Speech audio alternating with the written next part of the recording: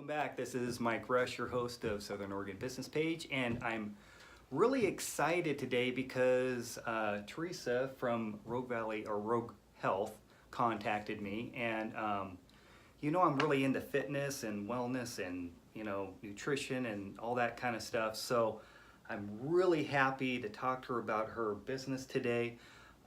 So this is Therese. It's Rogue Health, and Therese, so tell us what you specialize in and just give us a brief explanation of what you do. So, Rogue Health, we offer chiropractic care and we offer medical and therapeutic massage. We also do some relaxation, but our specialty is actually auto accident care. A lot of people don't understand that this is one of the modalities that can help. A lot of times doctors prescribe physical therapy and it tends to be very painful for a lot. And Right. We actually have a lot of patients that come here from physical therapy and say, this is helping me more. So Yeah. we don't cause as much pain, I guess. I don't know. Well, that's good because you don't want to cause pain, that's for sure. But there are numerous patients of ours have come in with maybe level 8 out of 10 pain, and they leave with maybe a 1 or a 2. Okay. Or sometimes 0. I mean, they're just amazed at how much of a difference this can make. And that's not permanent. That's the initial euphoria of, wow, this feels so much better. Mm-hmm. and it's kind of a stair-step situation. Right. But, and I know from experience that I'm also an insurance agent, so we have a lot of auto accidents obviously, and so sometimes they don't even realize how hurt they are until a few days later. So this is great because a lot of them do try and do the physical therapy and stuff like that. So it's good that we have an alternative to. Is it an alternative or is it just? It's complementary. It's Okay. complementary. Okay.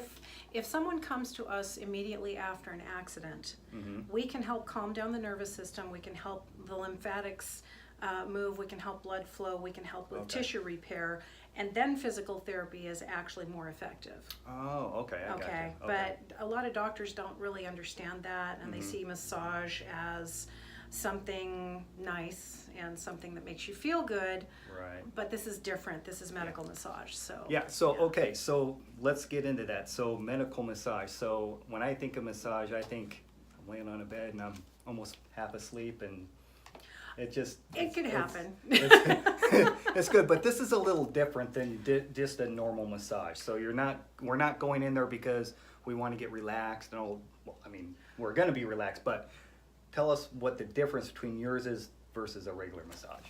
So I've worked in a spa, and I know what that is like. I know what it feels like, and I can probably get somebody to sleep in about 20-25 minutes. Right. Well, okay, so having said that, when someone comes to us, it's all about the goal. So if you want to be out of pain, if you want to relax, if you are having anxiety attacks and sleep problems, there are different ways to work with you. Okay. So yes, there's relaxation massage, and that's a certain way of touching someone. Okay. If there is someone who has neck pain, that's very targeted and different and very pinpoint. So there's a difference, may I? Yeah. There's a difference between doing this and doing that. Okay. Okay, so there's Gotcha. big difference. It's kind of like, being very gentle with someone as opposed to Right. making an impact. Okay. And so there's various ways to do that. There are ways to touch someone that calms their nervous system down. Oh. There are ways to move lymphatics that are very gentle.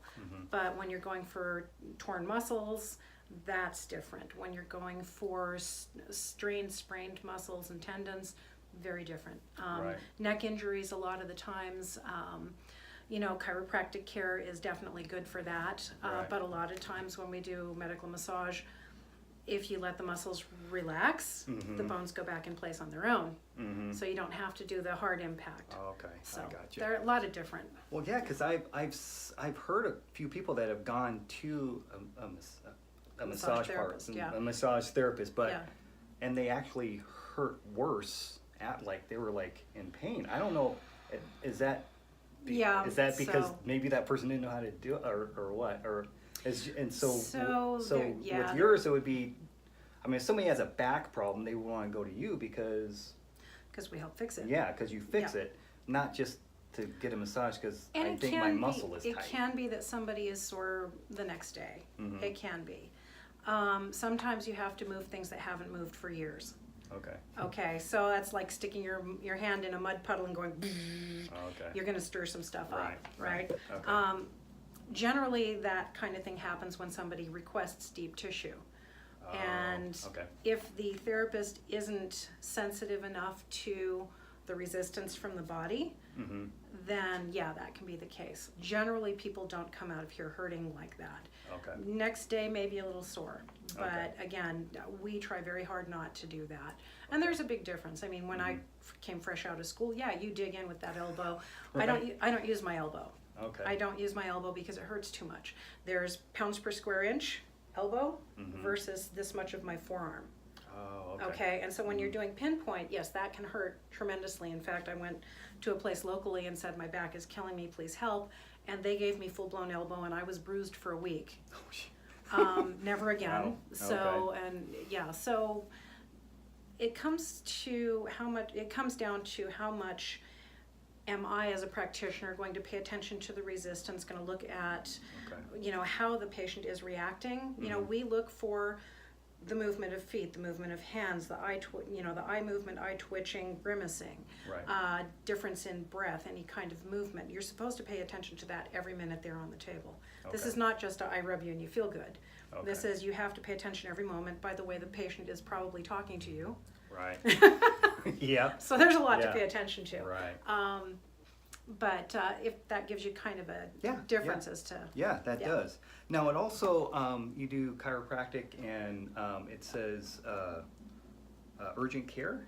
yeah, so okay. we have a part-time chiropractor in here. He Okay. has an office in Rogue River, Okay. Dr. Kitchen, and he comes down here right now once a week and fairly soon twice a week. So Tuesdays and Thursdays are going to be it.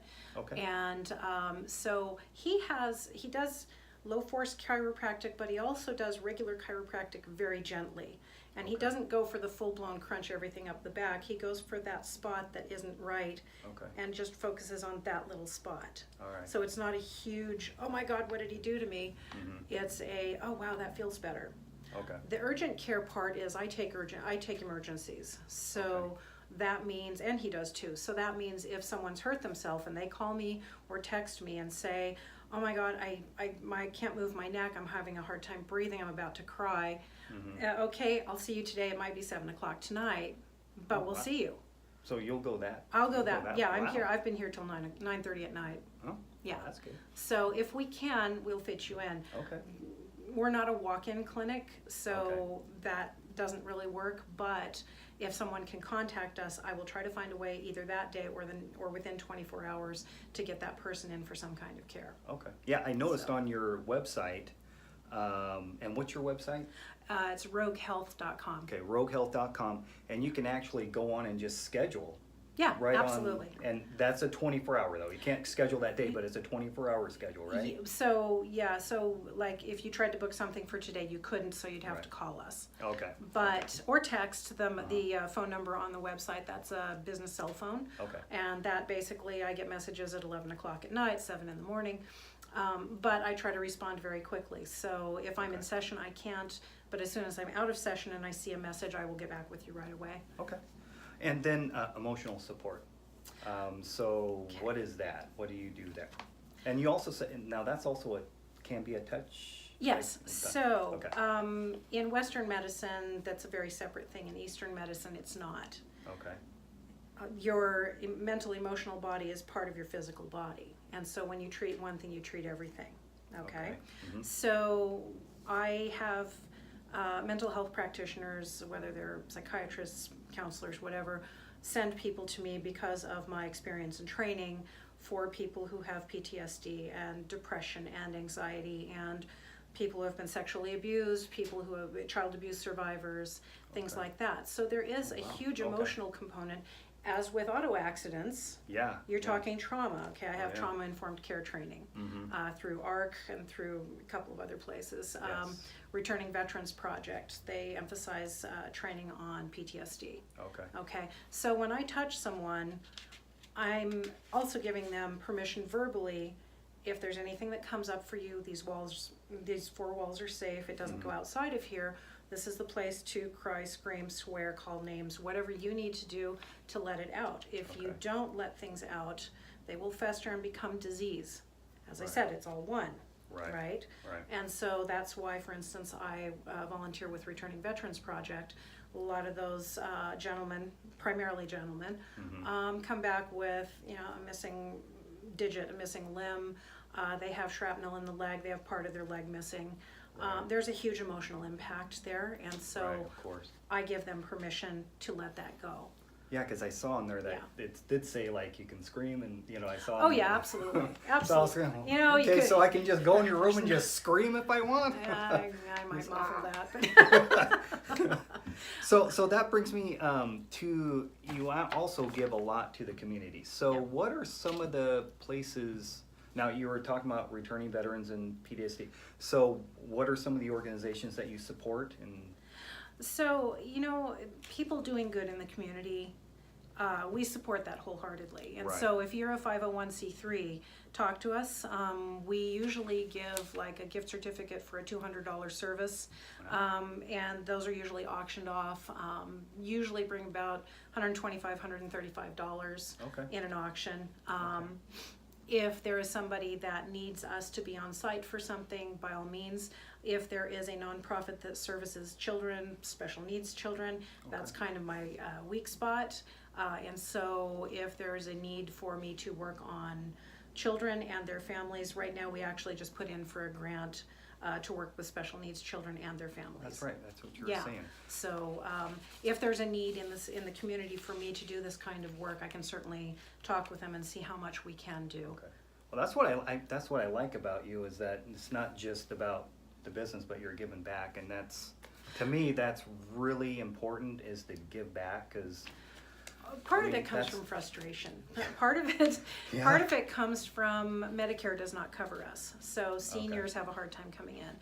Right now we're trying to put in for a grant to cover work with seniors. Okay. Yeah, that's what you were talking about. Yeah, so you know, I'm talking with the Medford Senior Center right now. Okay. So there's that. Yeah, Medicare doesn't cover us, OHP doesn't cover at least what I do, so I try to find creative ways to make it covered. Okay. So if somebody comes in and they are in dire need and they really have no means, well, what do you have in your garden? Oh, yeah, hey, there you go. You got some fresh organic food? Absolutely. Sweet, you can barter. So. People don't always appreciate free. Right? No. And while I would love to give free, they don't appreciate it. And there's a lot of work that goes into this. Collectively, I have 25 years of experience. Keith Manich, he has 35 years. Okay. Leslie has, I think, 18 years with special needs and traumatic brain injury. 4 or 5 years now in body work. We have a hypnotherapist, and you're asking about the emotional side. That's right. So we have Darlene Dill, who is a hypnotherapist. Okay. She works with trauma. She works with anxiety and depression and weight loss and smoking cessation and. I mean, there's so many facets that you can hit. Yeah. Right? Exactly. And so that's where that comes from, is we don't pull the emotional away from the physical. If I touch somebody, I've touched somebody where they told me they had an injury when they were a child, and I went and started working on that, and they broke down bawling. Huh. And why? Because they had had polio as a child. No one would touch them after that. Wow. As a child. Wow. People would not touch them. And so that left a huge emotional impact on that person.